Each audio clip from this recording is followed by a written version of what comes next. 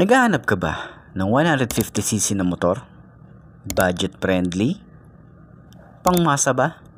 Tapos scooter? Para sa chill ride? Yung datingan ba na relax ka lang? Pwedeng pang malayo ang biyahe? Aba, dito sa Motor Store, meron tayo niyan. Ito ang ilan sa mga motor na pwede mong pagpilian. Malapit na ang Pasko. Bawasan natin ang 13-month at bonus mo. So ano? Tara! Si Motorstar naglabas ng napakadaming 150cc.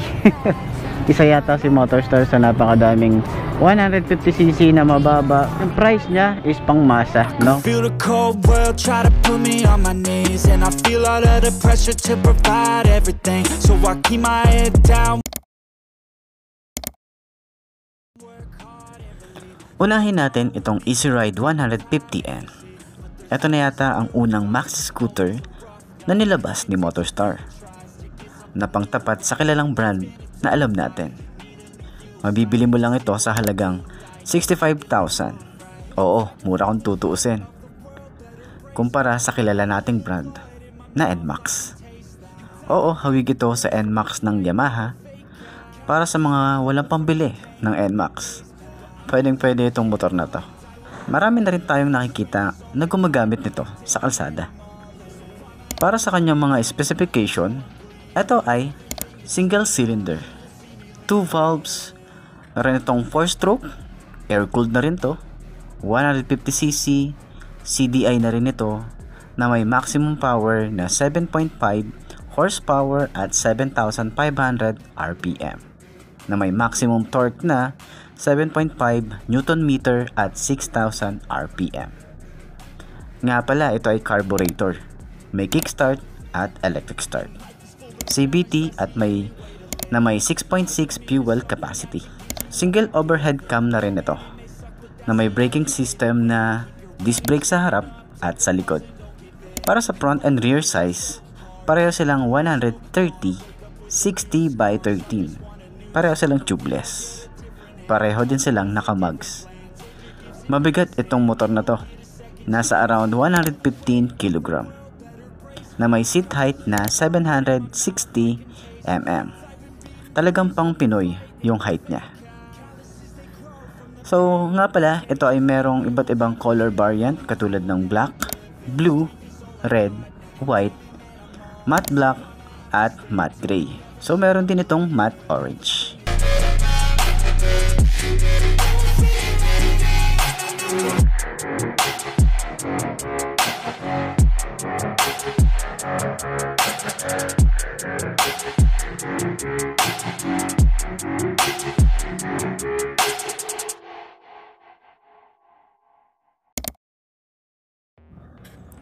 Ito ang Easy Ride 150CL.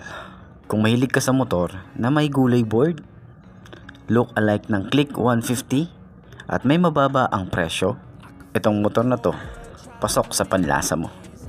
Sa halagang 56,000, meron ka ng ganitong motor na maporma, head turner, aggressive looking ang design, at pag may nakakita sa'yo sa daan, mapapaisip talaga mapapasabi na lang ng, teka, anong motor to? Puta, click to? Para sa specification niya, ito ay single cylinder, 4-stroke, air-cooled, 2 valves, single overhead cam, carburetor at CVT. 150cc, maximum power 7.5 horsepower at 7,500 RPM. Maximum torque na 7.6 Newton meter at 6,000 RPM, na may fuel capacity na 4.5 liters. Naka-digital meter panel na rin to. May brake lock at shutter lock na rin ito. Mababa lang din ang kanyang seat height na may 770 mm. Abot na mga kapwa Pinoy. Lahat din ng ilaw nito ay LED na. Naka-telescopic forks tayo sa harap. Ang front size niya ay 80/90 by 14. Tube type at naka-disc brake. Naka-monoshock naman sa likod na may rear size na 90/90 by 14. So tube type din ito. Matipid din itong motorcycle na to. Ang fuel consumption nito nasa around 35 to 40 kilometers per liter. Depende sa kung paano mo laruin ang throttle mo. Huwag kasing bomba ng bomba. Bigwas ang kita eh.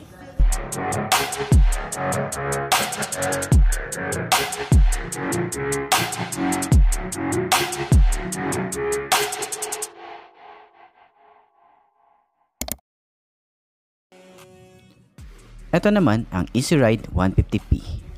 Ito ay bago lang sa Luzon. Kailan lang na-vlog natin to. Natuwa ako kasi nakita ko siya personally. Maganda siya. Mukhang simple pero may dating. Hawig naman ito sa PCX ng Honda. Hindi mapagkakaila, halata naman sa itsura niya. Pero kung hanap mo ay mura, di rin ito magpapatalo sa presyo. Abot kaya ng masa. Ang cash nito ay nasa 71,000. Pwede na rin ito para sa 150cc na motor. Pero hiling ng marami, sana daw magkaroon ng fuel injection. Baka naman Motorstar. Lalo na yung iba nilang motor. Sana maging fuel injected na rin. Malay natin, magkaroon, 'di ba? Motorstar dyan eh. Di nagpapahuli yan. Para naman sa specification niya, ito ay 4-stroke, air-cooled, overhead cam, 2 valves, carburetor at CDI.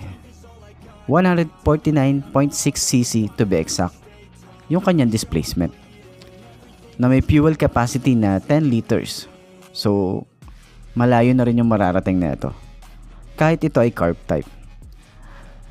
Ang fuel consumption nito ay nasa around 30 to 32 kilometers per liter, na may bigat na 108 kg. Itong isang to, hindi rin magpapatalo pagdating sa design, na may pagka minimalist kung titingnan. Tsaka mukhang elegante rin siya. So ano, eto na ba ang motor na bagay sa'yo? Comment mo ngayon sa baba.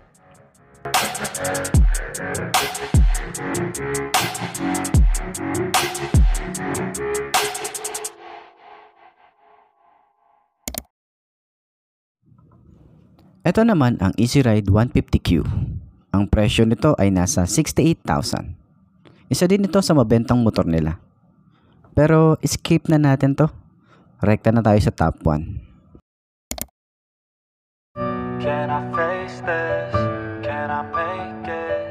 I feel faithless. So what's up? Kamusta? Ayos ba tayo dyan? So nandito tayo ngayon sa may Motorstar Boliwag branch para sa update natin dito sa motor na to. Ano nga ba to? Ito yung Easy Ride or Motorstar Easy Ride 150 Fi version 2. So umpisahan na natin yung vlog ngayong araw na to. Ayos na ayos siya. Yo, waking up, every day's tough. I'm just hoping I can make it through the same stuff. Got a bad job, got no love. Feel so alone, feel so stuck. Gotta find something to look forward to. Anything to keep my mind off what I'm going through. But I don't know where to start, what's the first move? So ayun na nga, ito nga ang fuel injection na Easy Ride 150 Fi. Kamukha lang naman ito ng 150Q. So ang 150Q kasi ay carb type. Yun lang naman ang pinagkaiba nila. Ito lang naman ang kauna-unahang fuel injection ni Motorstar. At isa rin ito sa mabenta nilang motor. Halatang hindi rin ito papatalo sa design at features nito. Napaka head turner din itong motor na to. Mapapalingon ka na lang talaga. Ang presyo nga pala nito ay nasa 75,000. Para naman sa specification nito, meron itong 150cc, single cylinder, 4-stroke, 2-valve, single overhead cam, oil-cooled or air-cooled na rin to, na may maximum power na 7.5 horsepower at 7,500 RPM, na may maximum torque na 7.7 Nm at 6,000 RPM. 12 liters na rin ang fuel capacity nito. Halatang malayo na rin yung mararating mo bago ka magpagas. Meron nga pala tong 40 to 45 kilometers per liter ang consumption nito. O diba? Tipid. So ano, nakapili ka na ba kung anong motor ang bagay sa'yo? Ang hirap mamili, no? Kasi halos lahat sila pwede at pasok sa taste mo. Magaganda ang design. Oo, may mga ginaya sila or kamukha ng motor ng ibang brand. Pero tandaan nyo, no to brand war tayo dito. Ayos ba tayo dyan?